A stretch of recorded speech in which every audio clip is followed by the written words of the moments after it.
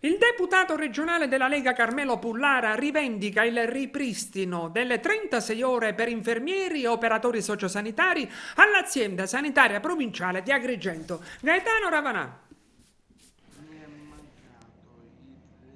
Nonostante i miei ripetuti interventi e sollecitazioni presso l'azienda sanitaria di Agrigento, il ripristino delle 36 ore lavorative per gli infermieri, gli OS impegnati e assunti con il contratto Covid è rimasta ferma al palo.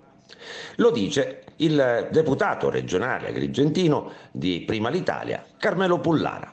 Ricordo, continua Pullara, che durante le molteplici audizioni della Commissione di monitoraggio e verifica delle leggi, di cui sono presidente, io stesso avevo proposto e raccomandato tutta la direzione aziendale dell'ASP di Agrigento di ripristinare le ore lavorative degli infermieri e OS a fronte delle numerose criticità presenti in molti reparti di tutti e 5 i nosocomi della provincia agrigentina e per sopperire alla mancanza di medici, problema, come più volte detto, di carattere nazionale.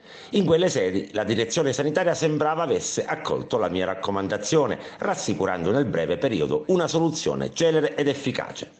A tutt'oggi, come già detto, ancora nessun provvedimento è stato preso e dall'ultima audizione sono trascorsi circa 30 giorni.